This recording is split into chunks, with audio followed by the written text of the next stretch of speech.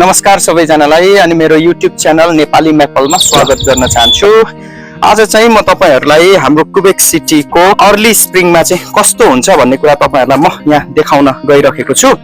ल हेर्नुहोस् है त, अन्य ठाउँहरुमा चाहिँ हैन अब स्प्रिङ लागेर मजासँगले हरियो पलाइसकेको अवस्था छ भने हाम्रोतिर चाहिँ स्टिल यो स्नोहरु चाहिँ आइस भएको थियो र मैले यसलाई चाहिँ सबै उक्काउँदै अनि फुटाएर चाहिँ यहाँनिर यसरी ड्राइभवेमा छोड्दिएको छु ताकि त अब चाहिँ अब बिलियोस् भनेर मैले त्यो गरेको हो।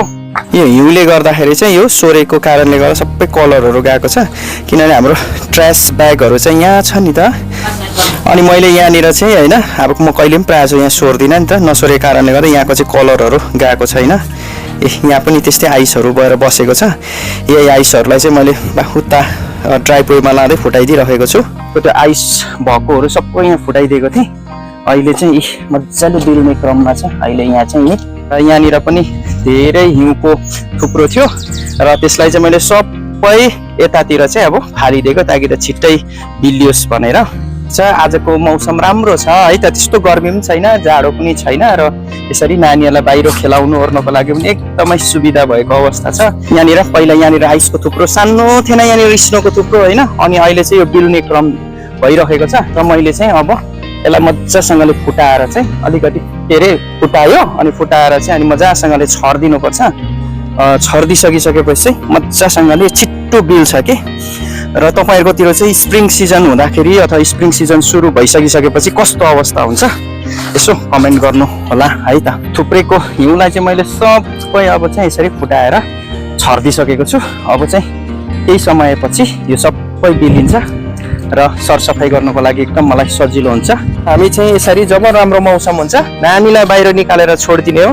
जति खेल्छ उसको न्याप गर्ने टाइममा एकछिन लग्यो, उ न्याप गर्छ गलेर, फेरि त्यसपछि उसको खाजा खान्छ, त्यसपछि फेरि बाहिर निकाल्दियो, खेलेकै हामी त छोडिदिइरहेको छौँ। यहाँनिर चाहिँ अब अर्ली स्प्रिङमा चाहिँ हैन यहाँनिर चाहिँ हरियो परियोहरू खासै केही पनि देखिँदैन हैन, सबैतिर सुक्खापनले घेरेको छ हैन, सुक्खापनहरु छ, पातपतिङ्गारहरु झरेको छ।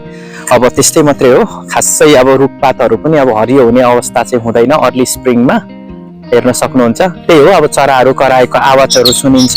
ल त्यति नै हो। गार्डनको अवस्था चाहिँ अहिले यस्तो छ।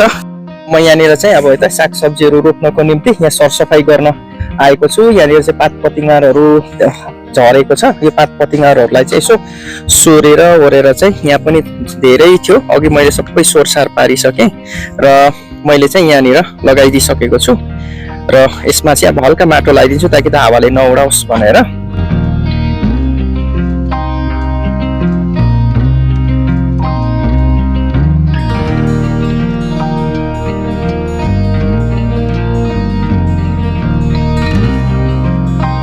यो चाहिँ मैले पोहोर थाङ्ग्रा लगाएको थिएँ कि, अनि नभ्याएर मैले उखेल्नै भएको थिइनँ र यसपालि चाहिँ यसलाई फेरि व्यवस्थित प्रकारले उखेल्दैछु।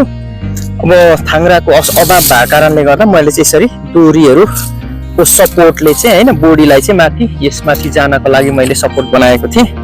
यसपालि चाहिँ फेरि यसलाई उखेल्नु पर्ने अवस्था छ, किनभने फेरि सरसफाई गरेर माटोहरू खनेर चाहिँ फेरि यसपालि पनि यसै ठाउँमा छर्ने हो।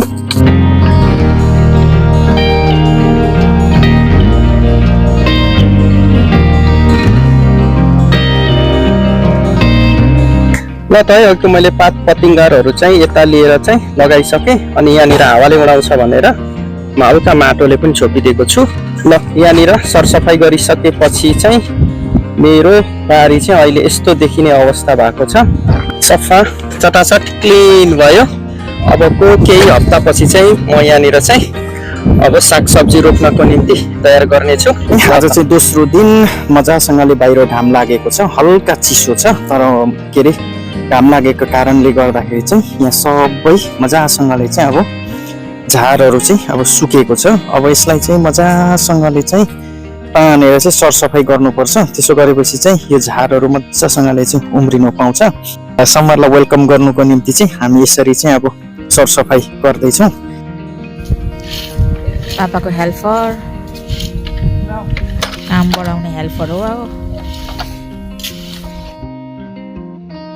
सम्पूर्ण सरसफाई गरेर ल्याउने क्रममा चाहिँ यति बेला भएको छ है, देख्नुभयो होला है। र यो सबै अब मरेको झारहरू हो, यसलाई चाहिँ अब म सोर्दैछु र सरसफाइ गर्दैछु र यता पात पतिङ्गारहरू पनि निकै भेला भएको छ। अब यसलाई पनि सरसफाइ गर्छु र देख्न सक्नुहुन्छ रोडमा पनि कति धेरै फोहोर भएको छ नि त। अब यसलाई पनि सरसफाइ गर्नुपर्ने छ र मैले सबै मजासँगले सफा गरिसकेँ। सफा गरिसकिसकेपछि चाहिँ यस्तो देखिएको छ। अघि चाहिँ कति फोहोर थियो, ढुङ्गा पातहरू थियो होइन, सुकेको धेरै घाँसहरू थियो भने अहिले चाहिँ मैले सबै चाहिँ त्यसलाई चाहिँ फालेर ओरेर सरसफाइ पछि चाहिँ यस्तो देखिएको छ। यहाँहरूलाई प्रस्तुत गरिएको भ्लग कस्तो लाग्यो कृपया सल्लाह सुझाव प्रतिक्रियाहरू दिन नभुल्नु होला। एक लाइक गरिदिनुहोस् र मेरो च्यानलमा नयाँ हुनुहुन्छ भने सब्सक्राइब पनि गरिदिनुहोस्, ताकि त मलाई आगामी दिनमा नयाँ भिडियो बनाउने मलाई पनि हौसला हुनेछ भन्दै अर्को भ्लगमा फेरि भेटौँला भन्दै आजको भ्लगबाट चाहिँ तपाईँहरूसँग बिदा मागेँ है त। धन्यवाद।